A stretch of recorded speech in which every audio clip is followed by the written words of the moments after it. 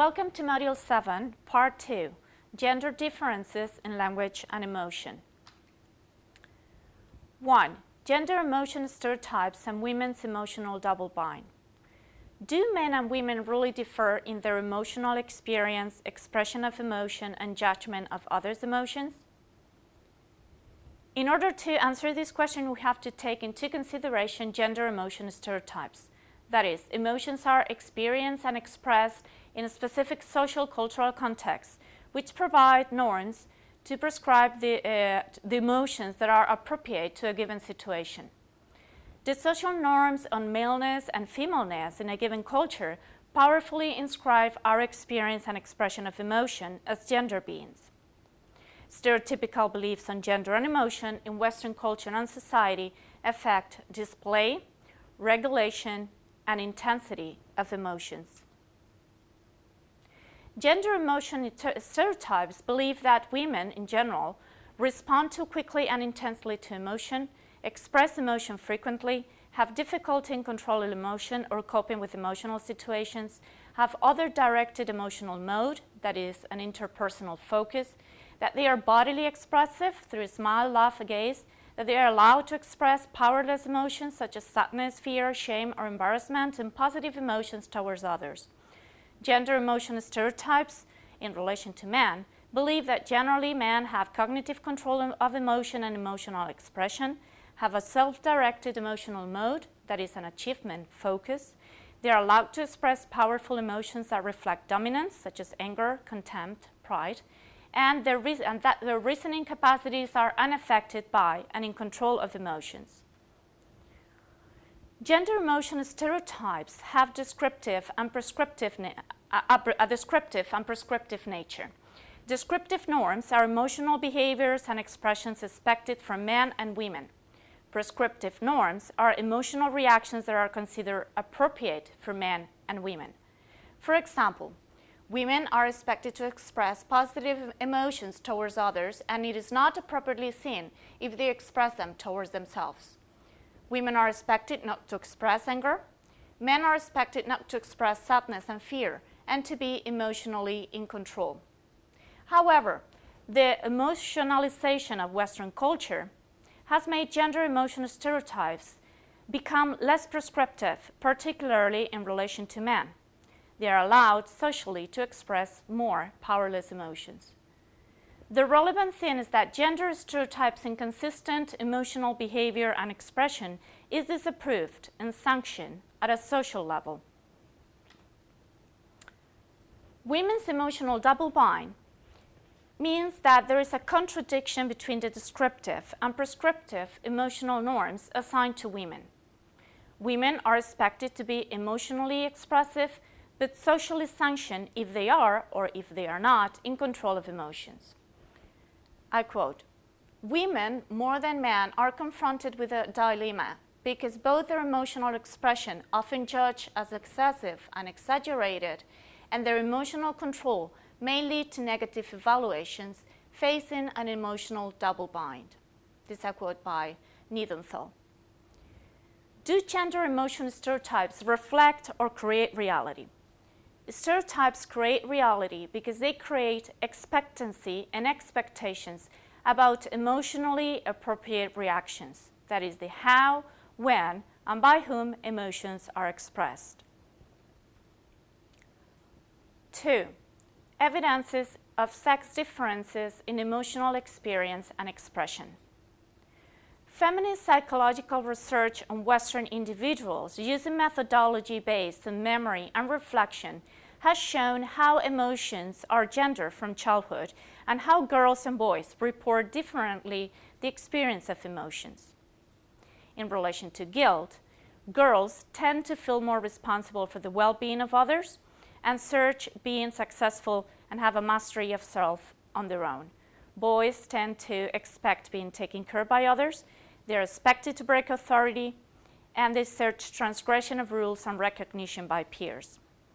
In relation to fear, girls tend to fear loss of identity, autonomy, and body integrity, and feel responsible for the dangerous situation. Boys tend to fear loss of face in front of peers when courting danger. In relation to anger, boys tend to feel offense towards their sense of place in the world and autonomy, and girls tend to feel offense towards the breaking of rules by others and the misunderstanding of their own actions by others. The conclusion of this study is that the gendering of emotion is more strongly marked on the parameters of social responsibility, autonomy, and the transgression of boundaries and norms. Following this study, we can redirect gender emotion stereotypes. For women, other directed emotional processes versus independence and self-reliance through mastery of self and the body. For men, self-directed emotional processes versus reliance on others' cares and recognition by peers. Experimental psychology and neuroscientific studies have proved that men and women generally show a higher frequency of, in relation to women, an affective memory based on sensory detail, having a quicker recall of emotional past experiences, a high affect intensity that results in self-referentiality and focus on emotion in situations, and an intense experience of negative and positive feelings, and the transferring of particular emotional situations to wider scenes.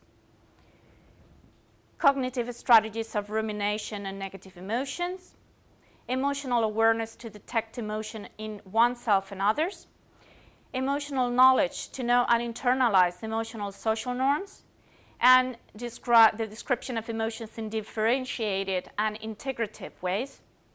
In relation to emotional expressivity, they have a quicker response to negative stimuli, frequent emotional expression when in relation to others, and of emotions that signal vulnerability.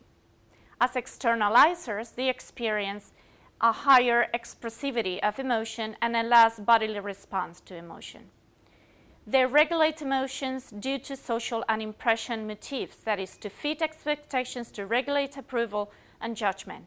And they frequently reappraisal emotion through cognition and social sharing of emotion. In relation to men, scientific evidence is found in that they have a more effective memory based on a narrative mode, a bigger amygdala that results in a quicker response to visual stimuli, a higher ability to inhibit emotional expression. As internalizers, they have a higher bodily response to emotion and less expressivity of emotion. The cognitive strategy they use is more generally is a distraction from negative emotions, resulting in less negative moods that have the consequence of generating broader conceptual categories, generalizations, and being more susceptible to persuasion. In relation to emotional expressivity, they have a higher frequency of expression of anger and pride, and emotions that signal status and power. They regulate emotion due to hedonic motifs, self-protection, and self-image. That is, to avoid unpleasant feelings, to elicit help, and to keep safety. 3. Variations in the expression of emotion, language, and gender. Feminist linguistic research has studied differences in women's use of language in socio-cultural contexts and interaction. To explain these differences, two models are used. The dominance model suggests that women speak differently because they are socialized, I quote, to soften and attenuate their expression of opinion through linguistic devices. The differences in women's speech found by Lakoff and Spender in the 70s and 80s suggest that women use a more tentative, powerless, and trivial language, use of mitigators in essential qualifiers and tag questions, they raise intonation in declaratives, and they use diminutives and euphemisms. Also, they have a higher frequency of using conventional politeness in order to show respect for addressee. The differences found in women's discourse and conversational style by Tannen and Cameron in the 90s suggest that women use more indirection in conversation, search for connection and consensus in conversation, and they use affective, expressive meaning and sharing of emotion. The difference model suggests that these differences belong to a collective dialect that uses variation in language due to cultural backgrounds, such as ethnicity or class. Women use a genderlect as part of their cultural speech community. Regarding normative stereotypes in emotional expression, we can highlight that women are expected to be the chatters, but evidence is found that, in fact, they are more frequently interrupted and produce less amount of speech than men. Also, that women are expected to express positive affect towards others, but the evidence is found that women frequently express self-reflective emotions and self-consciousness affect. Women's double bind in discursive position is explained by Lakoff, who concludes that women are socially penalized for skewing women's language, but using it keeps them in the margins of discourse. Consequences of this marginality is a weak positioning in discourse and the use of linguistic strategies of indirection. In relation to access to discourse, women frequently have an idea-subject positioning with a weak stance, and I quote, positioning themselves as powerless, rejecting positions of authority from which they might successfully launch their meaning into discourse with a reasonable hope for their success, unquote. They have an access, in relation to their access to discourse, they show a less legitimacy and authority to engage in discourse. Regarding strategies, they use expressive strategies that require more cognitive effort to be decoded into meaning. That is, what is implied versus what is said is inferred by addressee. They use indirect expression of emotion and silence, not as a lack of meaning, but as indirect and implied meaning. Eckert suggests that we should move beyond dominance and difference models to analyze women's position, exclusion in discourse, and use of language. There is a more recent discursive turn in feminist linguistic studies that focus now on the negotiation of women's linguistic practices with the gender significance of ongoing discourse and the historical dynamic character of language. A performative turn suggests that social everyday practices, including what we do with language, configure gender identities. These two more recent turns allow us to move from the basic question of how do women and men speak to a more complex culturally questions that suggest what linguistic resources do people use to present themselves as a certain man-woman? What new ways of speaking and acting as women emerge? What kind of linguistic practices support particular gender ideologies and norms? Conclusions for part 2. Gender differences in the experience and expression of emotion have to take into consideration gender emotion stereotypes and scientific evidences. Stereotypical beliefs on gender and emotions believe that women are more emotional and more unable to control emotions and more expressive positive emotions towards others. They believe that men are able to control emotions and emotional expressivity, and that the reasoning isn't affected by emotion. Women's double bind in relation to emotional descriptive and prescriptive norms suggests that there is a contrariness or opposition between expectancy and appropriateness.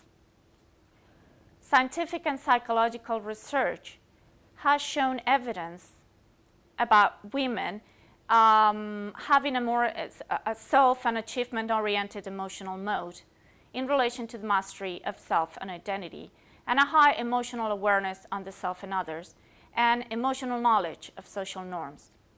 Also, that they use high regulation of emotion through cognition and sharing of emotion. Scientific and psychological research on men has shown evidence that they use other-oriented emotions in relation to the search for recognition and approval by group, and that they are internalizers, and that they have a high ability to inhibit expression. Dominance and difference models are used to explain women's differential use of language. That results in an attenuation of assertivity, powerless stance in discourse, indirection, and effective function of language. These models argue that differences arise from women's socialization by dominant patriarchal society or as part of a collective cultural dialect. Finally, the discursive and performative turn in feminist linguistics suggests that discourse and language are gendered as an ongoing dynamic practice in history, and that women negotiate with positions of inclusion in the cultural process. Social everyday practices, such as language, construct and can modify gender as performance or act, as well as stereotypical beliefs on gender and emotion.